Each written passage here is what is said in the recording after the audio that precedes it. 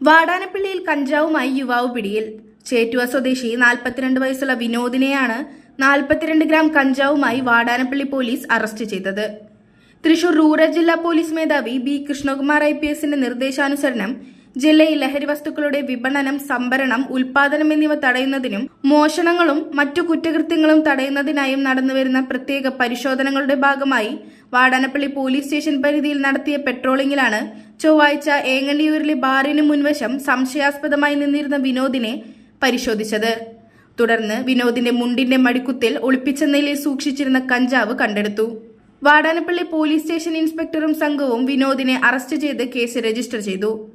വിനോദിന് Vadanappally police സ്റ്റേഷനിൽ 2016 ഒരു അടിപിടി കേസും 2022 800 ഗ്രാം കഞ്ചാവ് വിൽപ്പനയ്ക്കായി കൈവശം വെച്ചതിനുള്ള കേസുമുണ്ട്.